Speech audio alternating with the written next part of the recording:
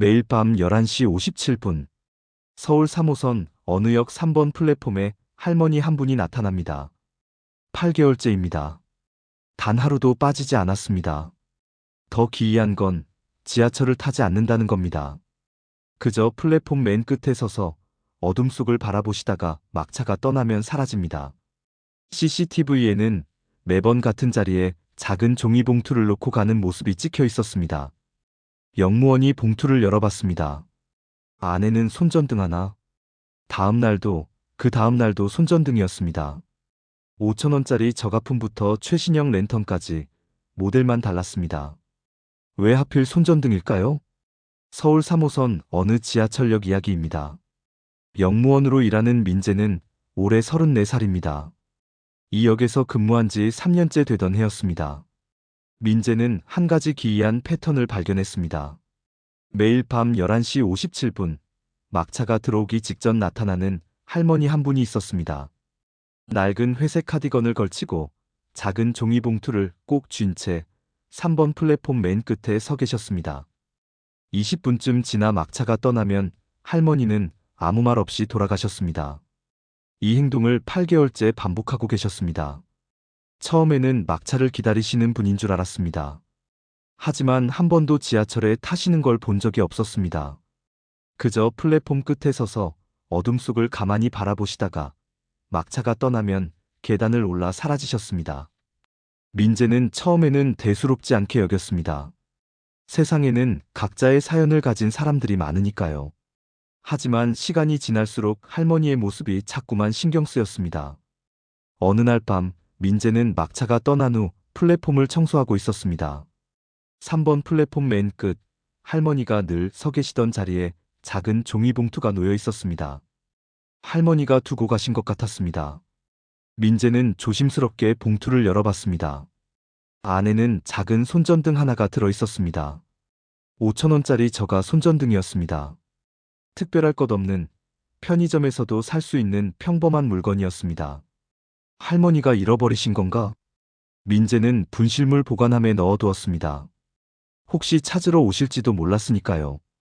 다음 날도 그 다음 날도 같은 자리에 종이봉투가 놓여 있었습니다. 안에는 늘 손전등만 가지런히 놓여 있었습니다. 모델도 매번 달랐습니다. 낡은 중고 손전등, 작은 키체인 랜턴, 심지어 최신형 밝은 랜턴까지. 가격대도 제각각이었습니다. 왜 하필 손전등일까? 민재는 궁금했지만 선뜻 물어볼 용기가 나지 않았습니다. 일주일이 더 지난 어느 날 밤이었습니다. 민재는 용기를 내어 할머니에게 다가갔습니다. 할머니는 여전히 플랫폼 맨 끝에 서서 어둠 속을 바라보고 계셨습니다. 할머니, 여기 매일 오시네요. 할머니는 천천히 고개를 돌렸습니다. 주름진 얼굴에는 깊은 피로가 어려 있었습니다. 네. 그렇지요. 혹시 누굴 기다리시는 건가요? 할머니는 손에 쥔 종이봉투를 내려다보며 말했습니다. 기다리는 건 아니고요. 혹시라도 찾아올까봐요. 누가요? 잠시 침묵이 흘렀습니다. 할머니는 아주 작은 목소리로 말했습니다. 우리 아들이요. 민재는 더 이상 묻지 못했습니다. 할머니의 목소리에 담긴 슬픔이 너무나 깊었으니까요. 며칠 후 민재는 다시 할머니를 찾았습니다. 이번에는 따뜻한 커피 한 잔을 들고 갔습니다. 할머니, 추우시죠? 커피 한 잔 드세요. 고맙네요. 할머니는 커피를 받아들고 작게 미소 지었습니다. 민재 씨, 제 이야기 들어주실래요? 네, 말씀하세요. 할머니는 천천히 입을 열었습니다. 12년 전 겨울이었습니다. 할머니의 아들 준우는 당시 26살이었습니다. 대학을 졸업하고 첫 직장에 다니던 청년이었습니다. 성실하고 착한 아이였습니다. 하지만 준우에게는 남들이 잘 모르는 병이 하나 있었습니다. 어둠을 극도로 무서워하는 병이었습니다. 의학 용어로는 암소 공포증이라고 불렀습니다. 어렸을 적 사고로 생긴 트라우마였습니다. 준우는 밤에 혼자 있을 때면 늘 손전등을 켜두었습니다. 작은 불빛이라도 있으면 괜찮았습니다. 그게 준우에게는 유일한 안정제였습니다. 손전등만 있으면 괜찮아요, 엄마. 걱정 마세요. 준호는 늘 그렇게 말했습니다. 12년 전 그날 밤도 평범한 날이었습니다.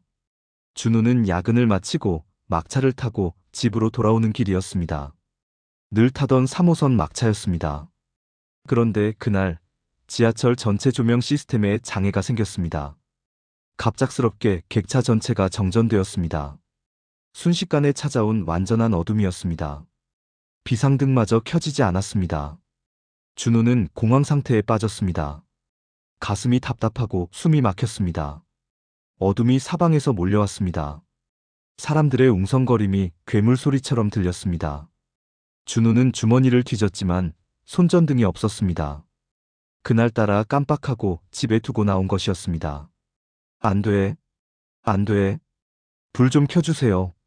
제발. 준호는 비명을 지르며 객차 문을 열고 밖으로 뛰쳐나갔습니다. CCTV에는 그 순간이 희미하게 남아 있었습니다. 준호가 플랫폼으로 뛰어내려 맨 끝을 향해 달려가는 모습. 그리고 어둠 속으로 사라지는 모습. 그게 마지막이었습니다. 경찰은 수색을 했지만 아무것도 발견하지 못했습니다. 플랫폼 끝 펜스 너머로 떨어졌을 가능성도 있었지만 터널을 모두 수색해도 흔적이 없었습니다. 부검 기록도 사고 기록도 없었습니다. 준호는 그저 행방불명자로 기록되었습니다. 할머니는 매일 그 역을 찾았습니다. 준호가 마지막으로 사라진 그 플랫폼을 찾았습니다.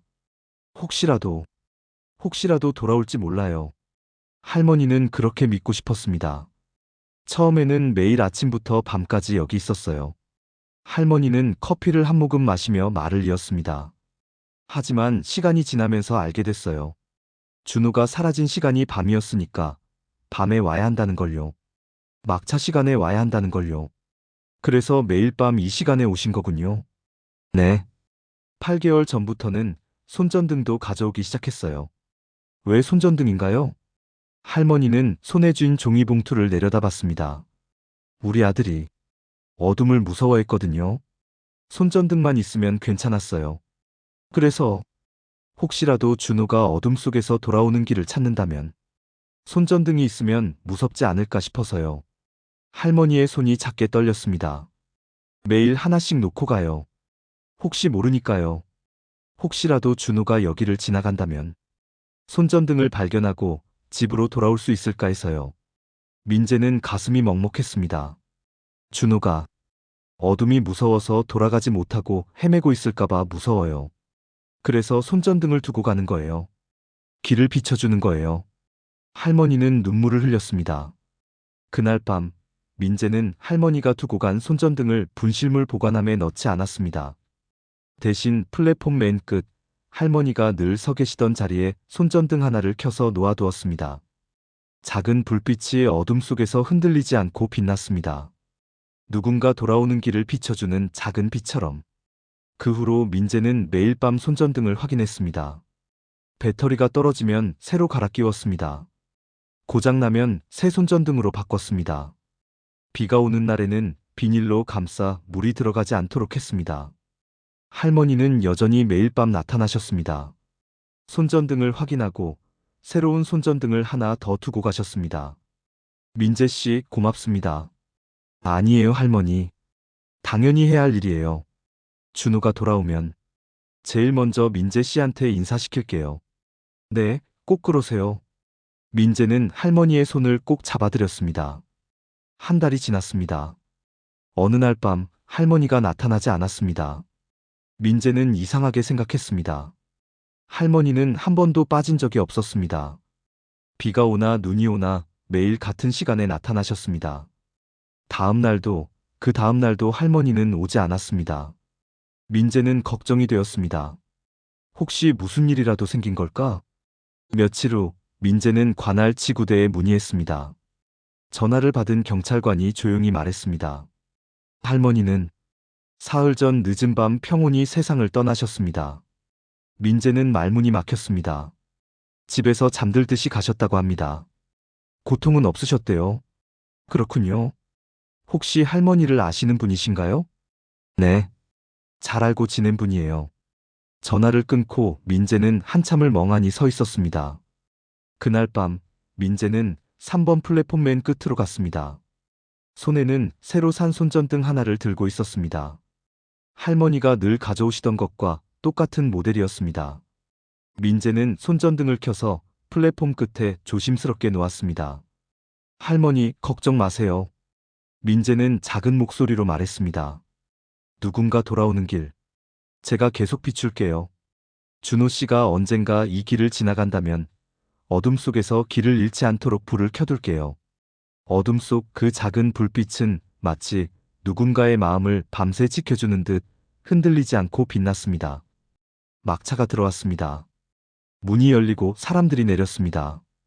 20분 후 막차가 떠났습니다. 민재는 손전등을 한 번 더 확인했습니다. 여전히 밝게 빛나고 있었습니다. 그 후로 민재는 매일 밤 손전등을 그 자리에 두었습니다.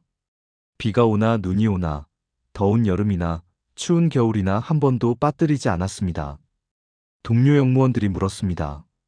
민재야, 왜 매일 저기에 손전등을 두는 거야? 누군가를 위해서요. 언젠가 돌아올지도 모르는 사람을 위해서요. 무슨 소리야? 민재는 그저 미소 지을 뿐이었습니다. 1년이 지났습니다. 어느 겨울밤이었습니다. 민재는 여느 때처럼 손전등을 확인하고 있었습니다. 그때 한 남자가 플랫폼으로 걸어왔습니다. 30대 후반쯤 되어 보이는 남자였습니다. 낡은 코트를 입고 작은 가방을 메고 있었습니다. 얼굴은 수척했지만 눈빛은 또렷했습니다. 남자는 플랫폼 맨 끝으로 걸어왔습니다. 그리고 바닥에 놓인 손전등을 발견했습니다. 남자는 멈춰 섰습니다. 천천히 손전등을 집어들었습니다. 그리고 스위치를 켜봤습니다. 환한 빛이 어둠을 밝혔습니다. 남자는 손전등을 들고 한참을 서 있었습니다. 그리고 작은 목소리로 말했습니다. 엄마. 민재는 가슴이 두근거렸습니다. 저기, 혹시. 남자는 천천히 고개를 돌렸습니다. 이 손전등은 누가 놓은 건가요? 할머니 한 분이 두고 가셨어요. 매일 밤. 남자의 눈에 눈물이 고였습니다. 그분이 제 어머니일 거예요. 준호 씨인가요? 남자는 놀라서 민재를 바라봤습니다. 어떻게 제 이름을? 할머니한테 들었어요. 매일 밤 이곳에 오셔서 아들을 기다리신다고. 손전등을 두고 가신다고. 준호는 손전등을 꼭 쥐고 눈물을 흘렸습니다. 저는 12년 동안 헤맸어요. 어둠 속에서 길을 잃고 돌아올 수가 없었어요. 이제 돌아오신 건가요? 네. 드디어 빛을 찾았어요. 이 손전등처럼 작은 빛을. 준호는 손전등을 가슴에 꼭 안았습니다. 어머니는 지금 어디 계세요? 민재는 잠시 망설이다가 조용히 말했습니다. 할머니는 1년 전에 돌아가셨어요. 준호는 그 자리에 주저앉았습니다. 늦었군요. 제가 너무 늦었어요. 아니에요. 늦지 않았어요. 민재는 준호 옆에 앉았습니다. 할머니는 끝까지 당신을 믿으셨어요. 언젠가 돌아올 거라고. 그래서 매일 밤 손전등을 두고 가신 거예요.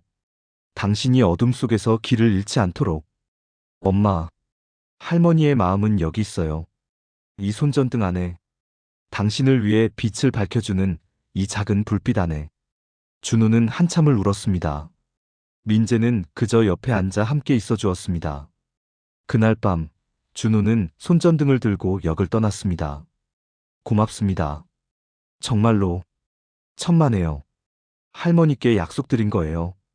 누군가 돌아오는 길을 계속 비춰주겠다고. 어머니가 좋은 분을 만나셨네요. 저야말로 좋은 분을 만났어요. 준호는 한 번 더 손전등을 켜봤습니다. 밝은 빛이 어둠을 밝혔습니다. 이제 무섭지 않아요. 어둠이. 그렇군요.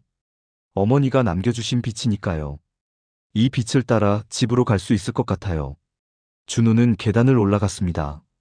민재는 그 뒷모습이 사라질 때까지 지켜봤습니다. 그날 이후 민재는 더 이상 손전등을 플랫폼에 두지 않았습니다. 준호가 돌아왔으니까요. 할머니의 바람이 이뤄졌으니까요. 하지만 민재는 가끔 그 자리에 서서 어둠을 바라봤습니다.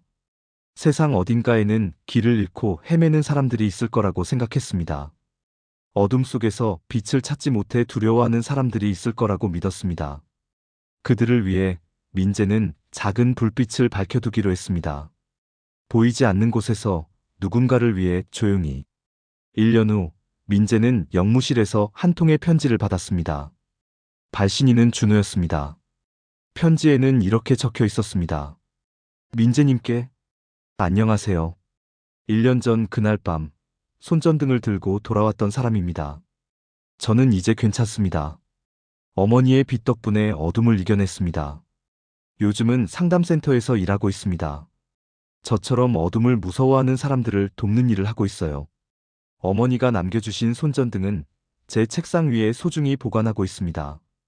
가끔 힘들 때면 그 불빛을 켜봅니다. 그러면 어머니가 제 곁에 계신 것 같아요. 민재님께도 감사드립니다. 할머니의 마음을 지켜주셔서, 그리고 저에게 돌아올 길을 비춰주셔서 언젠가 다시 뵙고 싶습니다. 그때는 웃으며 인사드릴게요. 감사합니다. 준호 올림. 민재는 편지를 읽으며 미소 지었습니다. 그리고 창밖을 바라봤습니다. 밤하늘에 별이 빛나고 있었습니다. 작은 불빛들이 어둠을 밝히고 있었습니다. 마치 누군가의 마음을 지켜주는 것처럼. 세상에는 보이지 않는 빛들이 있습니다. 누군가를 위해 조용히 빛나는 작은 불빛들이 있습니다. 할머니의 손전등처럼, 민재의 약속처럼, 준호의 희망처럼. 그 불빛들은 어둠 속에서도 꺼지지 않습니다. 누군가 돌아오는 길을 비춰주니까요. 잃어버린 마음을 찾아주니까요. 그렇게 우리는 서로의 빛이 되어줍니다. 보이지 않는 곳에서 조용히 따뜻하게. 3호선 어느 지하철역. 오늘도 막차가 들어오고 떠납니다. 플랫폼 맨 끝은 이제 고요합니다. 하지만 그곳에는 여전히 빛이 남아 있습니다. 보이지 않는 빛이, 할머니가 남긴 사랑이, 아들을 향한 그리움이, 그리고 누군가를 기다리는 마음이. 그 모든 것이 작은 불빛처럼 어둠 속에서 빛나고 있습니다. 영원히. 지금까지 이야기를 들어주셔서 감사합니다. 구독과 좋아요를 부탁드립니다. 감사합니다.